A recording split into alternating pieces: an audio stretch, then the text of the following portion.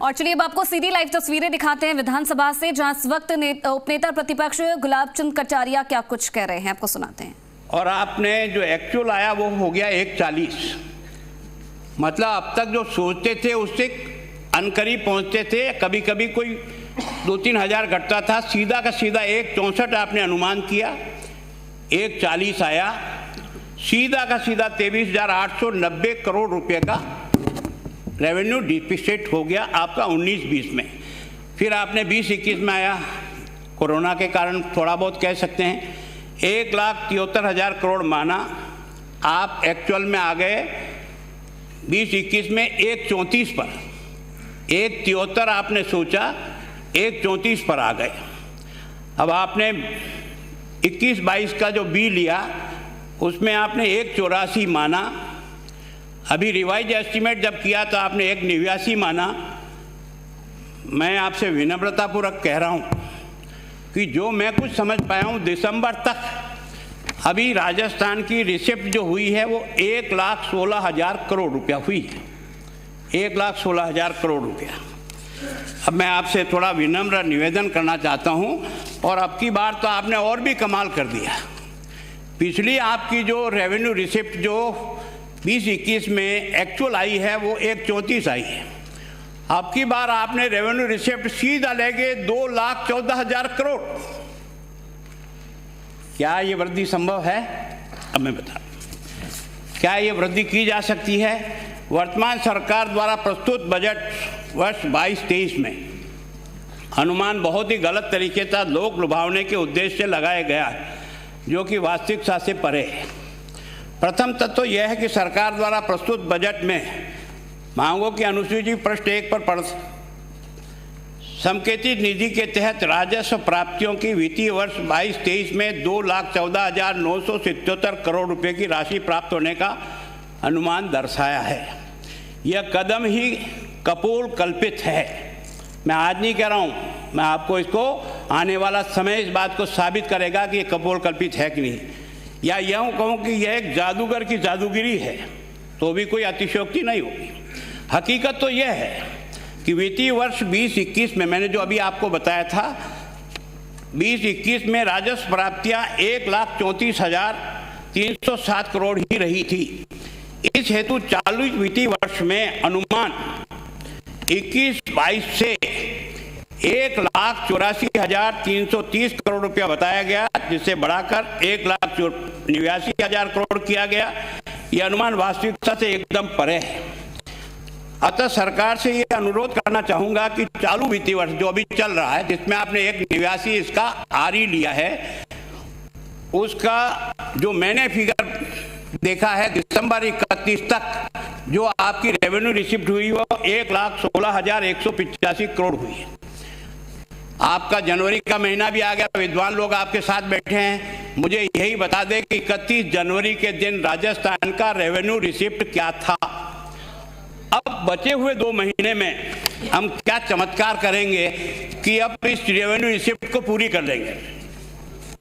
2022 तक कितनी राजस्व प्राप्तियां हो चुकी है यह कृपया सदन पे रखें, और कृपया यह भी स्पष्ट करें कि 2 बाकी के माह में शेष रही प्राप्तियां क्या प्राप्त हो जाएगी।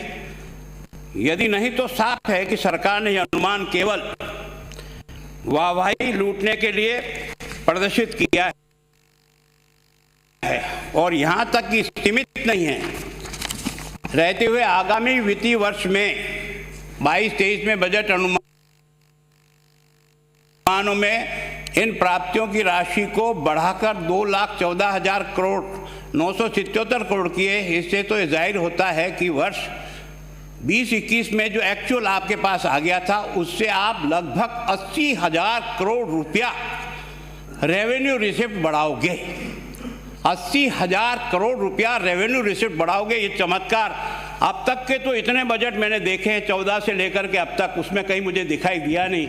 आपके यहाँ टैक्स में छोड़ रहे हो आप, ये भी छूट मिल रही है, ये भी छूट मिल रही है, तो फिर ऊपर से आमदनियाँ पड़ेगी जिसके कारण से थैला भरोगे। मतलब कुछ समझ में नहीं आता क्या कहना चाहते हैं। नज़र डाली जाए तो किसी को भी 2 साल में राजस्व प्राप्ति इतनी वृद्धि कभी भी नहीं हुई। फिर ना जाने गहलोत सरकार ने किस चमत्कार की उम्मीद से ये अनुमान लगाया।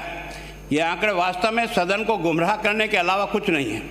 इस प्रकार बजट अनुमान के प्राप्तियों की तुलना में हकीकत में राजस्व प्राप्तियां कम होने से राजस्व घाटा जो कि सरकार ने वर्तमान में प्रस्तुत बजट जो अभी आपने किया है वो राजस्व घाटा आपने माना है 23,488 करोड़, और मैंने आपको 80,000 का डिफरेंस मान रहा हूँ।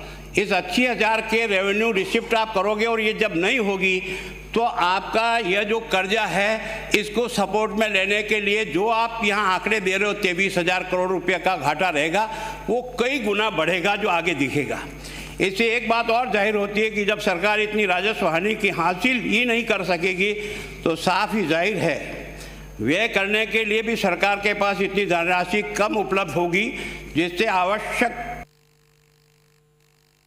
तथ्यों को छोड़कर कई विकास कार्य भी सरकार को मजबूरन कटौती करनी पड़ेगी और परिणामतः कई सारी योजनाएं धूल चाटती नजर आएगी। मेरे वाक्य रिकॉर्ड हो जाए, मैं रहूं नहीं रहूं तो भी आने वाली पीढ़ी उसको पढ़े। कई जगह तो ऐसी स्थिति हो जाएगी जैसे घर में नहीं है दाना और हम बढ़िया बुढ़िया चली भुनाना। कई सारी योजनाओं का मात्र शिलान्यास, समझ लेना, मेरे शब्दों को समझना, केवल और केवल शिलान्यास करके राजस्थान की जनता को धोखा देने के अलावा इस बजट में आप कुछ प्राप्त नहीं कर सकोगे। ये मैं दावे के साथ कह रहा हूं। अध्यक्ष महोदय, आपने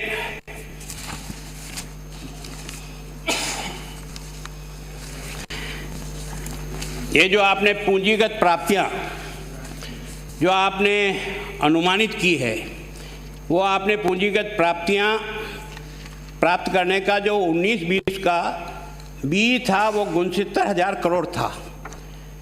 वो आपने जब एक्चुअल में हुए तो बढ़ करके, वही मैं कह रहा हूँ, आपने पूंजीगत सपोर्ट लेकर के 4,474 करोड़ बढ़ाकर इस पूंजीगत प्राप्ति को आपने 73,000 करोड़ किया। यहाँ आपने सपोर्ट करने के लिए 4,000 और अधिक लेना पड़ा। इसी तरह से 20-21 में बहुत कमाल है। मैं सोचता हूँ कि राजस्थान की जनता को गुमराह करने का काम मत करिए, कृपा करके सारी सेंसिटिव खत्म हो जाएगी। आपने 20-21 में जो बी सोची है प्राप्ति की बी, वो है आपकी 52,360 करोड़ रुपया। 52,360 करोड़ रुपया।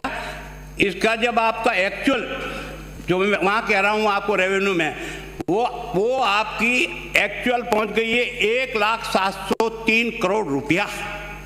इसका मतलब आपने ये कहाँ से एडजस्ट किया? 48,000 करोड़ रुपए का अतिरिक्त कर्जा जो आपने नहीं दिखाया वो आपने लेकर के इस बजट को पार करने का प्रयास किया है। इसी तरह से आप देखोगे कि 21-22 में आपने अनुमान सोचा है 66,501 करोड़ रुपया बी में लेकर आया कि हमें पूंजीगत प्राप्तियां होगी, लेकिन पूंजीगत प्राप्तियां आरी में हुआ। मैं आपसे निवेदन करना चाहता हूं, इन फिगर को विशेष रूप से देखें। 1,29,667 करोड़ रुपया ये बजट को सपोर्ट करने के लिए आप पूंजीगत प्राप्तियां मतलब कर्जा, वो कर्जा एक तरह से आप जिस प्रकार से ले रहे हो, ये कर्जा लगभग होगा 63,195 करोड़ रुपया। ये आप कर्जे से लेकर के उस जो रेवेन्यू रिसिप्ट में कमी पड़ी उसकी पूर्ति कर रहे हो। अब की बार फिर आपने हवाई किला बनाया है। आपकी बी 21-22 में थी 66,000, आपने अब के बार बी में चले गए 1,31,324 करोड़ रुपया। क्या बनाना चाह रहे हो? मैं सोचता हूं कि 21-22 का जो बजट अनुमान था उसकी तुलना में 22-23 का बजट अनुमान 64,823 करोड़ रुपए का अधिक रखा। मतलब ये सीधा का सीधा पूंजीगत प्राप्ति का मतलब आप कर्जा लेकर के अपने बजट को एडजस्ट करने के लिए ये आपने इसमें रखा है। इसी तरह से पूंजीगत व्यय जो विकास के लिए सबसे बड़ा मापदंड कोई है तो पूंजीगत व्यय में से हम करते हैं, क्योंकि रेवेन्यू रिसिप्ट और व्यय तो हमारा लगभग बराबर सा हो जाता है। कभी कभी और भी पूंजीगत घाटा भी हमको होता है। मान लो नहीं भी हुआ घाटा तो भी अब ये जो पूंजीगत व्यय है, आपने सोचा था 19-20 में बीई में 19,472 करोड़ रुपए से हम विकास कार्य करेंगे। एक्चुअल में आप विकास कितना कर पाए? 14,718 करोड़ का। इसका मतलब जितना आपने सोचा था विकास, ये भाटे लगे के लगे क्यों रह जाते हैं? ये इस कारण से रह जाते हैं कि उसको बजटीय सपोर्ट नहीं मिलता है, उसके कारण से वो काम आगे नहीं बढ़ सकता क्योंकि पैसा नहीं होता। तो आपने 4,754 करोड़ रुपया इस विकास कार्य में कटौती करनी पड़ी आपको। ये आपका 19-20 का अकाउंट बताता है। 20-21 का अकाउंट आपने माना था 21,618 करोड़ का हम विकास कार्य करेंगे, है ना। 20-21 में किया कितना है? 15,270 करोड़ रुपया। इसका मतलब आप इसमें जो विकास का खर्च होना चाहिए 6,348 करोड़ रुपया, आप विकास में कम खर्च करके जो काम जहां अटका, ये 5-5 साल 7-7 साल योजना क्यों चलती है? इस कारण से चलती है कि हम लोगों को खुश करने के लिए और ताली पिटाने के लिए ये भी मिल जाएगा, ये भी मिलेगा का, जेब में होगा तो मिलेगा कहाँ से? तो ये आपकी दशा। अभी आपने क्या किया कमाल, आपने 21-22 में बी बनाई थी 24,215 करोड़ की, और अभी आपने रिवाइज एस्टीमेट में आप आए हैं 24 से सीधा 28,000 करोड़। और वास्तव में आपको जो मैंने दिसंबर का तक का आंकड़ा ढूंढा है, अभी तक आपका जो खर्चा हुआ 16,518 करोड़ रुपया खर्च हुआ है। इसका मतलब 16,000 करोड़ रुपया खर्च करके विकास का 9 महीने लगे। अब आप 3 महीने में चमत्कार करके 8,000 करोड़ रुपया खर्च करके विकास का काम पूरा कर लोगे। तो ये वास्तव में जनता के साथ ठगाई का धंधा हो रहा है। इसी तरह से अब की बार आपने जो अपना बजट अनुमान में जो आए हैं आप, उसमें आप सीधे के सीधे है ना 34,000 करोड़ का हम विकास कार्य करेंगे। कहाँ से करेंगे?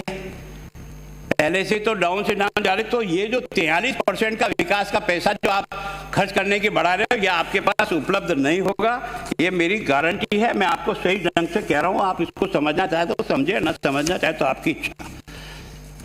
बजट, अब ये बजट जो है वो जो आपका बजट था वो रेवेन्यू और पूंजीगत दोनों मिलाकर के 19-20 का बी बनाया था 2,33,000 करोड़ का आपका बजट था।